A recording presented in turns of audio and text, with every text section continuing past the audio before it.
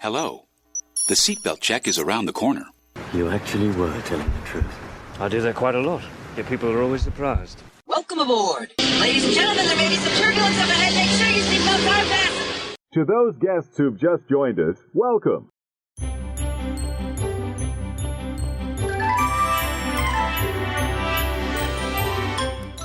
Hey everybody, welcome back to Escape to the Magic podcast. We are your host of the show. My name is Ryan. And I am Dak. And on this week's episode, man, we got a fun topic. We are talking about the 8 reasons why we love Disneyland. Yeah, so we've done this little series of the 8 reasons why we love, and we've done a few other locations. We're looping Disneyland all in together, which I could not be more excited about. Yeah, I love Disneyland. Man, we've talked about this before. You sold me on Disneyland. I was not a believer until I went and fell in love. Yeah. Just Disneyland is an amazing park. Yeah, it's so great. There's so many reasons to love it. And I was kind of the same way. I, cut my teeth in the Disney World cut my teeth in the Disney realm at Disney World is what I'm trying to say. That was our first park. Loved it. Absolutely loved going to Disney World. And it always has fond memories. But man, once I went to Disneyland a couple of times, I just caught that bug and I just love going to Disneyland now. When was your first trip to Disneyland? So I believe it was right around 2018 or 2019. Okay. I had a work function thing out in California, and my wife, Babby, came along with me, and we just kind of did Disneyland on our own. Funny story, just a quick little funny story. So I was at my conference during the day, and she went to Disneyland on her own. She ran into the guys from Duck Dynasty. You remember that show? Oh, yeah. So she's sitting Phil there. and I can't remember the all the guys, right? So she's just sitting there, and all of a sudden she looks over, and there's the whole Duck Dynasty family chilling. Oh, that's so that awesome. was her first experience. She talked to one of the brothers. I can't remember which one. Anyways, so that was a great experience, and then we ended up going back one more time as a family to introduce our girls to it, and all of us fell in love. It became kind of our family. Our new family park is Disneyland over Disney World. As crazy as that sounds. Yeah, and you guys were annual pass holders for a while. Yeah, we loved it. Yeah. So just kind of worked out to be a situation where we had bought some tickets, they got put on hold, and then by the time we could go back again, we still had active tickets, just not used. And so we were like, well, if we just kind of pay an extra couple $100 each, we can get an annual pass. And so we did that. And man, it was great. And so we've been doing these guys trips for a while now. Yeah. And obviously it was you who brought up the idea of, hey, let's do a Disneyland guys trip. So what was that? 2021 or 2020? I think it's 2020, September of 2021. Yeah, it was post-COVID. It was definitely post-COVID. But I think it was 2021, and it was a 3-day trip. And man, like I said earlier, I was hooked. Yeah, totally hooked on the whole Disneyland experience. So I want to thank you, Dak. And I have publicly apologized before because I was not a fan of even trying Disneyland. Yeah, it's hard, right? Because you fall in love with your home park, which again, that's what I was trying to say earlier. Is Disney World was our home park. That's where our girls first started going to Disney. And so it had a lot of sentimental value there. And it's not like we don't still love Disney World. If you said, let's go to Disney World today, I'd be like, my bag's already packed. So it's not like you don't love Disney World. It's just, I personally rank Disneyland a little bit higher than I do Disney World. And we'll get into some of those reasons why. Well, let's do it. All right. So reason number 1, the history and its waltz. Like, to me, that's the biggest thing, is you walk in that park knowing this is where it all started, right? Like, Walt helped design, build, put his personal fingerprint on, a lot of this park. Obviously, there's been a lot of updates over the years and changes over the years, but this is his park. And when you say that, I think of the iconic, his iconic opening monologue from the, opening day at Disney. To all who come to this happy place, welcome. Yeah. It's just, it almost gets a little teary eyed thinking about, hey, that's where, like you said, that's where Walt walked. That's where he had the apartment above the firehouse that's still there. Yeah. Right. And when you watch the Imagineering story on Disney Plus, you get to see a lot of his creative process that went into Disneyland, and really how much love and joy and just all of his emotions that went into getting Disneyland off the ground and just making it what it is. Yeah. And just to add to that, his creativity, when I think about Disneyland, I think, man, in today's world, Disney has billions of dollars to work with and design. And, one of the cool things about the Disneyland story is just how limited his budget was at the time. That's crazy. And just how creative they had to get to make it work, right? And develop and grow over the time and create sponsorships. And they still do sponsorships and all that stuff. But, I mean, not to even close to the level that they did starting out at Disneyland. And so it's just a testament to who he was and his tenacity to fulfill that dream of his of having this park. Yeah, I had to double check something, but do you remember how much it cost to build Disneyland? Man, I want to say, I can't remember off the top of my, I want to say he had like a $15 million budget or something like that, but that seems way too high. It was $17 million, and I think he went over budget. Oh, he did, yeah, for sure. So I don't think the original budget was 17. Yeah, that's what he ended up spending, I believe. Yeah. So anyway, for sure. Yeah, Walt's touch. I love that, dude. All right, should we go to number 2?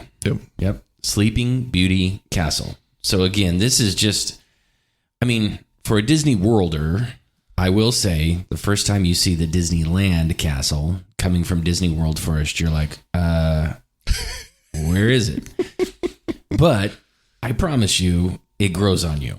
Like it just becomes this charming little castle that is just magical, right? Like, I don't know how else to describe it. Okay, so let me describe my experience for the first time that I saw. And again, very similar to a lot of people's first time seeing the castle. It's where's the rest of it? Yeah, right. It is tiny. Yeah, like surprisingly tiny compared to Cinderella's castle, for sure. And I would say too, as a point of reference, because when you're at Magic Kingdom in Florida, you use the castle as kind of a reference point because you can see it from all areas of the park. Not the case at Disneyland. You get off away from the castle and you can get lost, totally disoriented because you're like, wait a minute, I need the castle to kind of orient myself and fix myself back on the center, on the hub. It's hard to do at Disneyland, but it is charming. It's obviously like, again, it's the castle that Walt built, and I love the fact that there is actually an attraction in the castle, which is the story of Sleeping Beauty as a kind of a walkthrough experience, which that you don't have that at Cinderella's castle. No, I would say that's a huge advantage that the Disneyland Sleeping Beauty's castle has over Cinderella's castle is that you actually get to do that walkthrough and experience being in the castle. At Cinderella's castle in Florida, you're kind of limited to, do I have a dining reservation there at Cinderella's Royal Table, or do I have a Bibbidi Bobbidi Boo boutique reservation? And that's about it. Unless you're one of those lucky people that win the trip to spend the night in Cinderella's castle. This is as close as we're ever going to get to staying in that suite. Yeah. Right now. Yeah.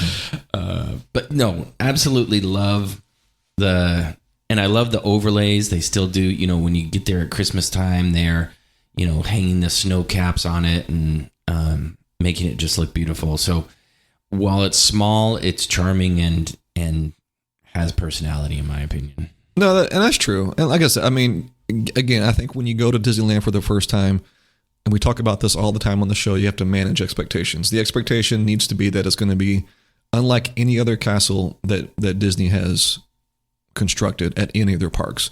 It is the smallest castle, but again, it's the first castle. It's a charming castle. It's got great history. It's got a great story behind it, and you just enjoy it for what it is. No, absolutely. All right, number 3, attraction, variety, and uniqueness. So I think this is one of the most charming things about, or one of the most things that I love about Disneyland, is you just get such a unique experience with different ride attractions that don't always show up in other parks. So, for example, the Matterhorn, Indiana Jones Adventure, Roger Rabbit's Cartoon Spin. These are just some of the unique rides you get to get on at Disneyland that don't seem to be anywhere else in the parks across the globe. True. And when you said Matterhorn, my back immediately started to hurt. I had heard stories about the Matterhorn and about the pain that it can cause you. And again, on our trip there, so actually our first guy's trip, the Matterhorn was down. I didn't get to do it until I did a trip with my brother and his wife and my wife, Holly.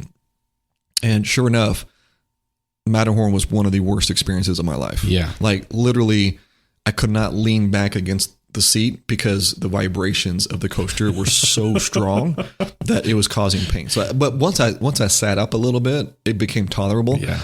And, I remember that attraction though. And this is one of the things I do remember growing up. And again, I'd never been to Disneyland growing up, but I do remember the, like the repellers, the mountaineers. Oh yeah. Yeah. That would rappel down from the mountain. That was kind of one of Disney's advertising. Yeah.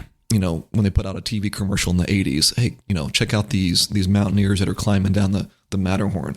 And that's actually, that's referenced on the Imagineering story as well. For sure. And I don't know why they don't do that anymore. Is that a safety thing? I don't know. Yeah, but I think that's a great, and then they used to have the Skyliner that would go through it as well. So that's right. Those old bucket Skyliner rides would go right through it. But man, I think the other thing that I really love is just how different some of the attractions are at the parks, right? Even on I can ride Pirates at, Disney World or some of the other parks as well. It's just, each park has its own little unique spin. I love the Pirates at Disneyland. There's a couple more there's another drop. There's, just.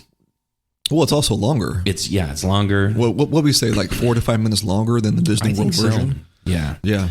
Yeah, I think so. Just great. And then same thing with Space Mountain, just a little twist or uniqueness to it that's different than the original Space Mountain at Disney World, right? Disney World, you ride, all in a row, whereas Disneyland, you're side by side. I love it. Yes, it makes the Space Mountain attraction more, I'm not going to lie. Disney World Space Mountain can be a little scary. Even though it doesn't even go that fast, yeah, right? But just because you're sitting single file in the cart, makes it seem like you're kind of all alone, right? But yeah, the Disneyland version, you sit side by side, doesn't feel as rough, and it's a small world, yeah, like that. Okay, again, I think on our last episode we bashed It's a Small World. I think so, yeah, at Disney World, right? But the one at Disneyland, I tell you, it is like it's this huge. They have this huge facade. Again.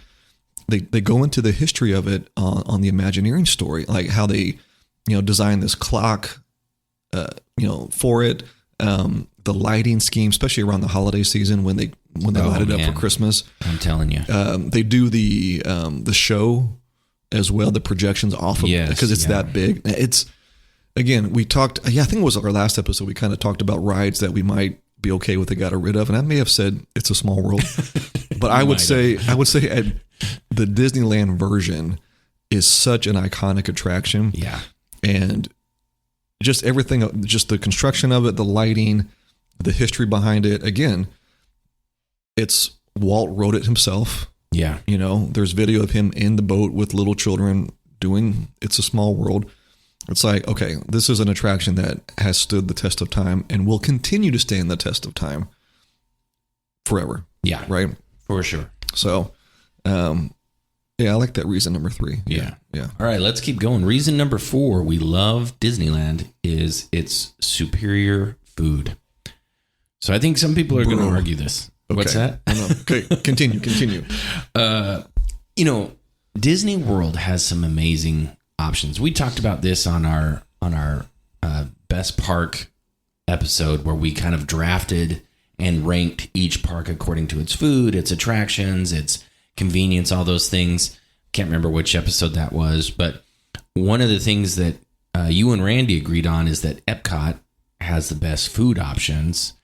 Yeah. I argued that Disneyland has the best food options. I think you can't go wrong either way. True. Like, I'm not going to kick you out for forcing me to go to Epcot to eat one day. But I just think Disneyland brings some amazing food options to you, and they have some great restaurants that you can kind of, enjoy some of the food there. So just for example, Disneyland, this is one of my favorite places to stop and take a break, the Tropical Hideaway. This is where you can get multiple Dole Whip flavors. You sit down, you got the tropical Jungle Cruise music playing in the background. And isn't this where Randy likes his barbecue flavored Dole Whip? No, it's not barbecue. It's like picante flavored. Yes, kind of spicy. Yeah, they all the time they're offering different versions of the Dole Whip as seasonal Dole Whips. Man, it's great, right? You can get different raspberry and whatever pineapple swirl, just good Dole Whips there. Man, I know you're a big fan of Cafe Orleans and Monte Cristo. Again, you turned me on to that Monte Cristo sandwich, which I had never had before. And I remember, again, story time. The first time we went, you're like, I think this is big enough to share. So I think between you, me, and Randy, we split two Monte Cristo sandwiches. And I remember thinking, bro, I could have housed that myself. Yeah. And I was furious that you're like, no, we got to share this. I'm like, bro. So every time I've gone back since then, I'm like, I made sure I get my own Monte Cristo sandwich and the fries with that special seasoning, and then they come out with the dipping sauces. Man, it's actually reasonably priced too. Yeah, it's not an expensive meal, So that is, Monte Cristo, I would say, is one of my most favorite meals anywhere at Disney World or Disneyland. It's like it's just up there. Yeah. So. Man, I'll tell you another place I love for snacks. I love to get the snacks. I'd almost rather have snacks all day than meals, right? I love the Jolly Holiday. There's just some great snack offerings in there, and it's seasonal, right? So they're switching out. They have, similar to what you have in La Halles in France in Epcot, they have this raspberry tart macaroon at Jolly Holiday.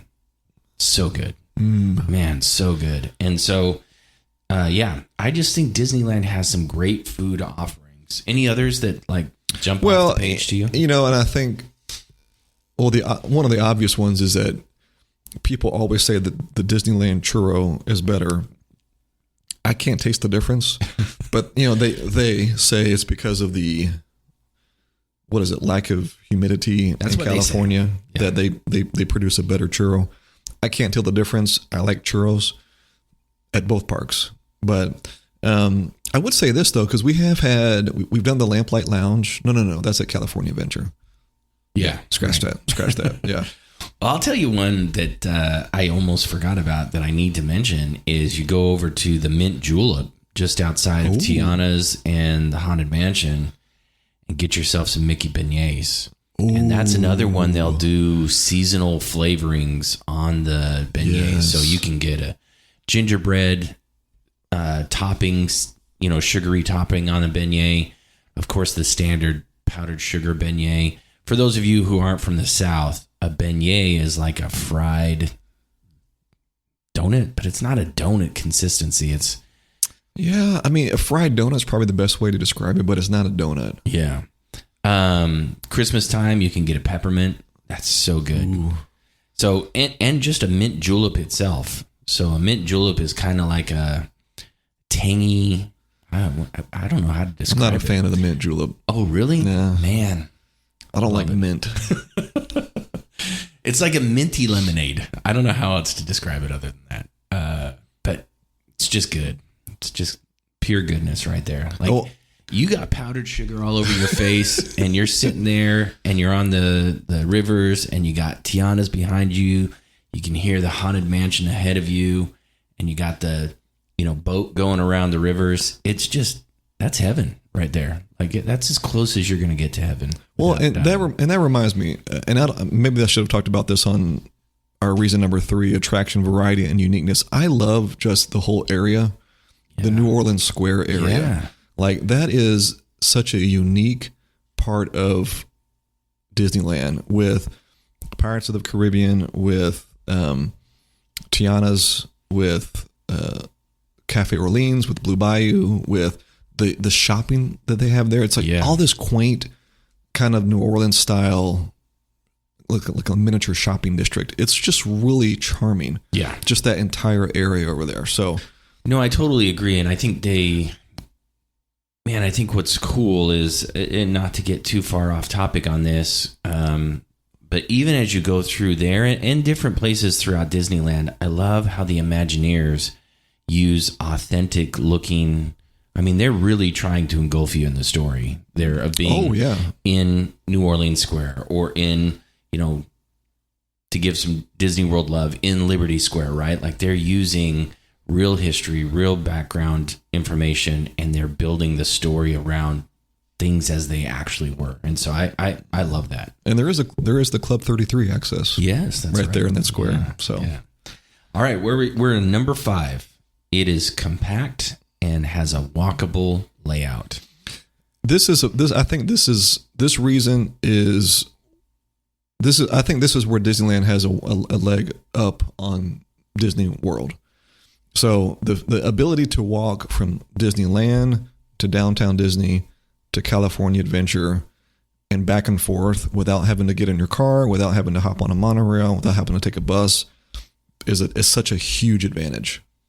No, I couldn't agree with you more. I think this is probably one of my top 2 or 3 reasons why I love Disneyland so much. It is so manageable. In fact, if I have people call me or text me and they're like, hey, we're thinking about doing a Disney trip, what do you suggest, California or Florida? A lot of first timers, I want to send them to Disneyland because it's so manageable. I mean, even like, now, what's a little bit crazy about Disneyland, if you've been to Disney World first, is that once you step off property, you're back in the real world. Whereas the Disney bubble of Disney World expands out, right? But what I will say is, even as you're there at Disneyland, your hotels all around the parks are very accessible. You're totally within walking distance to get into the parks from your hotels. Now, of course, obviously you can, stay further away, but I think there's all reasonably priced hotels very close to Disneyland that are very walkable and we love staying at the Disneyland Hotel, the actual Disneyland Hotel. So you're still on property. Man, if this was my own personal list, that would be its own number, is the Disneyland Hotel. I just love that hotel for the charm and the history and the nostalgia that is there at the Disneyland Hotel. But at least for this reason of it being compact and walkable, it's so nice to be within walking distance of the parks. Yeah, every time that I've gone, we've stayed off property, but within walking distance. I don't think we've stayed more than maybe half a mile away. And because the weather is so fantastic there, you can leave your hotel at 7:38, walk to the parks. It's a 20-minute walk, and you're not sweating when you get there, right? Right. Like you couldn't do that in Florida. Yeah, in the summertime. Yeah, even from the Contemporary over to the Magic Kingdom, you're like, okay, here we go. Yeah, the sweat's going. I think also what is nice about. Now, I've never done the research on this, but I've heard it from several different sources, and that is that Disneyland proper, if you will, so that and Disney California Adventure have as many attractions as Disney World. I find that hard to believe, but I've heard it from multiple different sources. So what that tells me is that if each park, and I'm just going to throw out a random number, I'm not saying this is the number, but if each of those 2 parks, Disney World, Disneyland, have 50 attractions, the compactness of Disneyland in that you can hit multiple attractions. Boom, boom, boom, boom. They're just right on top of each other. Makes the parks very walkable and very enjoyable. To be able to just go through the parks and go right from Pirates, and you take 100 steps and you're right next to Jungle Cruise, or you're right next to Indiana Jones, and they're just really, Indiana Jones and Jungle Cruise are literally right next to each other. Yeah. Well, and and one of the things that Walt, and let's be honest, that was one of Walt's complaints about Disneyland. When he built the park, all these developers gobbled up the real estate outside of Disneyland, sure. right? So he was kind of confined into this area. When he went to Disney World, he bought 47 square miles of property. Yeah. Everything is laid out differently, Crazy right? Big. It's just a different way of living. So, but yeah, you're right. It's easily, I think because of the walkability, when we go out there, it's we do 3 days, but usually you can get everything done in about 2.5 because you're not having to waste time, park hopping. Because park hopping at Disney World takes, again, this is kind of the dilemma that we're having right now with my own trip that's coming up here in about a month and a half is it's a 2-day park hopper. Yes. Yeah. We're okay, but if you're park hopping from Magic Kingdom to Hollywood Studios, that's probably a good 45 minutes to an hour. Yeah. Right. That's a big difference. Just to get from one to the other. If you're park hopping from Disneyland to California Adventure, that's 20 minutes. Yeah. Tops. Yeah. Right. So just a different, just different. Yeah. No, I totally agree. And I think it's one of those things where, I don't know, obviously this was not by design, but I think it's one of those things where you almost have to get a park hopper when you go to Disneyland because it's just so dadgum convenient to go over to the next park. It becomes so much of a no-brainer that you're well, yeah, we have to get a hopper.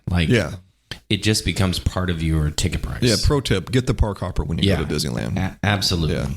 Absolutely. All right, moving on. Let's go to number 6, best versions of the iconic rides. So you put this one together. What do you mean by that? Best versions of some of these iconic rides? Yeah, well, we kind of hit on it earlier. For example, Pirates of the Caribbean, right? It's longer. You have the extra drop. Space Mountain. I think Space Mountain at Disneyland probably is a little bit better because it's the side-by-side and you get the overlays. You get the Hyperspace Mountain, right? Over at the Haunted Mansion, you get the Haunted Mansion overlay for Halloween, which they do not. I don't know why they don't do it at Disney World. Yeah, I've heard different excuses. That's it's all they are to me. You guys are, 6 hours apart by air, but you're a second apart by email. How about the people at Disneyland just send over the plans to Disney World? Okay, this is how you do the Haunted Mansion overlay, right? This is how you do Hyperspace Mountain. To me, it just makes sense. I don't know why they don't do that. No, I think you're right. I think that's, to me, again, so I said food is one of the compactness is one of the top 2 or 3. This is, again, in that top 2 or 3 reasons why I love Disneyland. I love the overlays. I cannot get enough of them. I will specifically plan trips around times where I know they're doing the overlays. You brought up earlier the Christmas overlay that they put on It's a Small World. Love it. There's just so many lights, and they do the projection mapping on the side of the building. I love Nightmare Before Christmas overlay at Haunted Mansion during the holidays. I just can't get enough of it. I absolutely love it. I would say the other thing, kind of going back, we missed this on the compact version of it, is that when Disney does holidays, it is overload holidays, right? Because it's so tied together and all these rides are so close, it just seems like the decorations are on, hyperdrive. Yeah. Because they're just everywhere. Whereas, again, some of the other parks, because they're so spread out, it just doesn't feel like it's so much in your face, which I love the in your face when it comes to Halloween and Christmas and some of these holiday overlays that they do. So I'm all on that. And I think too, because Disneyland still has some of those iconic, like Mr. Toad's Wild Ride. Yes. That they got rid of at Disney World. Yeah. There's just some attractions there at Disneyland that and maybe this is kind of bleeds into the number 7 reason, which is the nostalgia factor, right? There's still a lot of things at Disneyland that, I mean, it's been there since the park opened, right? Yeah, no, I totally agree. And I think you feel that, again, these are all starting to blend together, right? So you go into Fantasyland at Disneyland, and not only is it compact, what do they have there? Like probably 6 to 7 different rides, from Storybook Canal to Dumbo to Mr. Toad's, Peter Pan's Flight, Pinocchio, Snow White. All those are right there in that small little compact area. And they're all those old nostalgic childhood memory attractions, right? Dumbo, Peter Pan, Snow White, Pinocchio, all these things. If you grew up on these cartoons, they're all right there. And you just, boom, boom, boom, boom, boom, just go right in order to them and get to them. Plus the carousel's right in the middle of all of that. So here's a pro tip. When they do the fireworks show there, so back in this area, so we're talking about Fantasyland, right behind the castle. What they will do is that once the fireworks show is over, they actually will have that entire section roped off for about 30 to 45 minutes, right? Yeah. They're letting the fireworks kind of settle down. They're kind of washing down all of the concrete there, making sure it's safe, right? Well, you start forming the line. They have a little section that you can line up, and we did this on our couples trip. Man, it was awesome. Yeah. Like, we hit all of these attractions, Mr. Toad's, Peter Pan, Snow White, Pinocchio, in about 15, 20 minutes total. That's awesome. Because nobody was back there after the fireworks show. So, pro tip, if you want to do Fantasyland, do it after the fireworks show. Yeah. I think one more thing on the nostalgia factor is, for me, I think Disneyland, and I mentioned this before, Disneyland Hotel, they have this like retro 50s, 60s vibe. Even Disneyland, there's some times where you feel like it's just like, man, I can still see this as its original glory park, right? And definitely you see that at the hotel. The hotel is all in that, 60s, 50s deco, kind of vibe to it. And man, for me personally, I love it. Like, I just love that feel of like, because for whatever reason, I mean, I'm not a kid of the 50s or 60s. I'm not that old yet, but going to grandma's house or going to whatever and seeing that old vibe, it just, for whatever reason, hits me in the memories of like that nostalgic feeling of like the old wooden, TV stand and and I think and maybe this is a little cynical. I feel like nostalgia is becoming maybe a thing of the past. Yeah.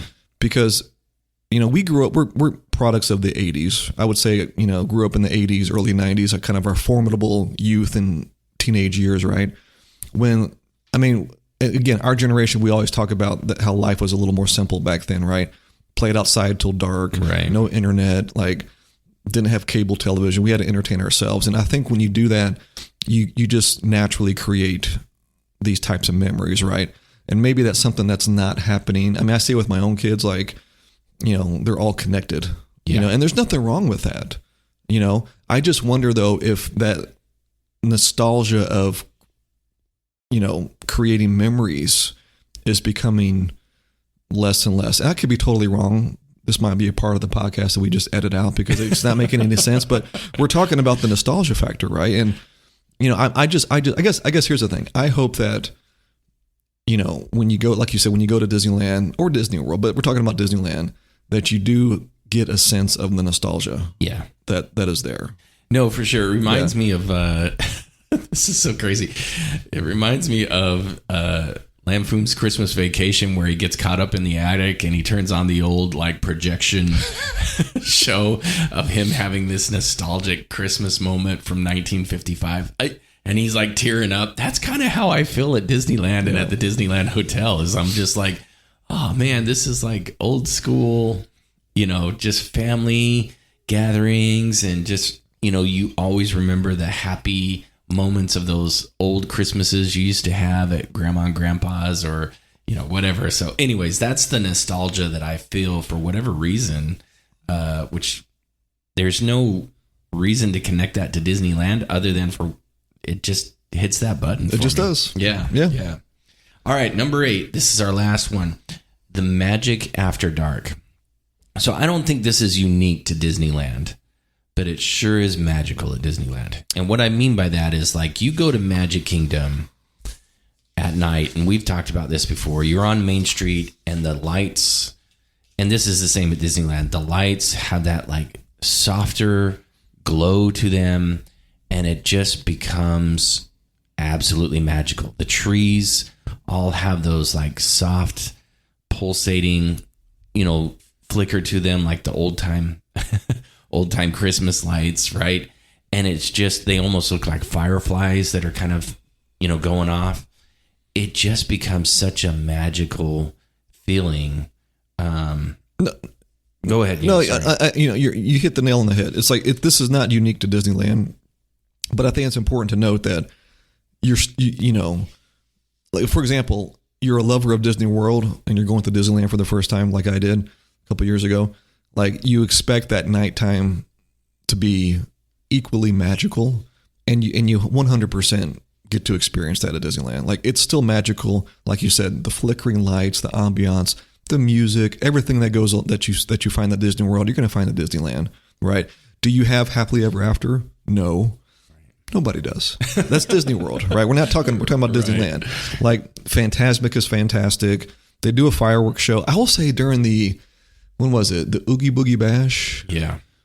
When we were there, whenever it was, September of 2021, anyway, I thought the castle show during the Oogie Boogie Bash was fantastic. Yeah. It was so good. So I think that's one thing that, again, is kind of unique to Disneyland. And this speaks to, whatever our number was, number 5 of it being compact. For a nighttime show, you kind of get the best of both worlds. So you head over to Frontierland and New Orleans Square, you get to see Fantasmic there on the river. And then immediately after that is typically when they have the castle show for, whatever it is they're showing that night. I love that. Now, it can be crowded. It can be very crowded there. And it can make it a little bit harder to navigate your way back over to Main Street and the castle. But to be able to get 2 shows for one, man, it's pretty sweet. Yeah, it's pretty sweet. So I love that. One thing as you were talking there that I think we haven't hit on that I particularly love at night in Disneyland is the weather. So, oh yeah. Here's the thing. Florida is hot. I mean, you can be there in November, December, January, and it can still be 80 degrees easily. And so going to California and the weather that they have out there, I mean, they call it sunny California for a reason. But I think even more so than that is when you're there on a cool September night or October night, and you've been in the parks all day and you're like walking around and the sun goes down and the weather just really cools off. You're like, ooh, I might need a little jacket here. That's the best. Like you and I have this little thing we say to each other, whenever the weather is really good here in Texas, we're like, oh, it's a Disney day, right? Like that's our little joke between each other. It is.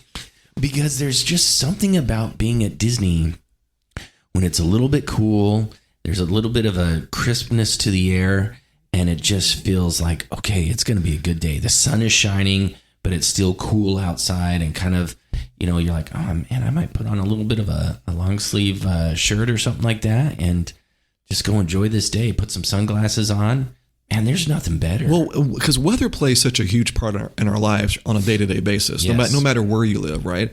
But I think to your point, I think this is what I'm hearing is like Southern California, Disneyland, you don't really have to factor in the weather into your plans. You're not worried about bringing an umbrella or bringing Crocs or bringing an extra pair of socks because it's going to rain. Or, I'm going to sweat through my clothing by 1 o'clock in Florida. I might need to bring an extra t-shirt. That's just something that's eliminated, and you just get to enjoy everything else because the weather's taken care of. Yeah. So, yeah, I mean, like, it's not eternal bliss, right? Obviously, there's hot days, there's True, days where true. it rains, that sort of thing. But overall, I would say 95% of the time, it's going to be just perfect, like just so perfect. And so for me, that's, that kind of wraps up my number 8 reason is I just love Disneyland at night and the crispness of the air, the glow of the lights. It's just a fun place to be at nighttime. So I think the whole point of the show today has been go to Disneyland. If you've never been, Yeah. again, I am speaking from personal experience. I was the naysayer. I was the doubter for such a long time. And I went, and I would say it was not only was it a great decision, but I've gone back twice. I've now done 3 trips to Disneyland since 2022. Yeah. And we will continue to go because it is that great of a park. You think you'll take your girls? 100%. Yeah. Yeah, we want to because there's so many differences between the two parks. Yeah. Like 100%. I mean, yeah. And we didn't even talk about California. We'll do an episode about California Adventure. But yeah, I just think, definitely want to get the girls out there and have them experience like this. Again, like I don't want to get emotional, but like this is Walt's park. Yeah. For sure. Like this is the park that he built. This is the park that he walked down the streets. He sat up in his apartment and would overlook the people coming in. Totally. Like that's special, No, I agree. And I think, a testament to it is everybody compares, like in what I'm saying is in the amusement park world, I think everybody holds Disneyland as the standard, right? Oh, they are. Like, yeah. I mean, I think that's the standard by which everybody says, okay, how do we measure up to this, right? And so to me, again, just to kind of maybe bring everything full circle, I think that's what really sets the standard is Disneyland saying, okay, this is how we're doing our park. We're clean, we're organized, we're, walkable. It's all these things, all these different things we talked about that I think the entertainment amusement park world says, okay, how do we make our park? Maybe we don't want to be a carbon copy of Disneyland, but we want to figure out how to be as enjoyable as what Disneyland offers to a lot of people. Yeah. And other parks are still trying to catch up. For sure. Yeah. So, well, hey man, this was a fun episode. Yeah. It's always fun to talk about Disney. Yeah. So, hey guys, thanks for listening today. Listen, we are on social media. Find us at Escape to the Magic, Facebook, TikTok, Instagram. Looking forward to coming back next week with a brand new episode. Absolutely. Thanks, everyone. Later.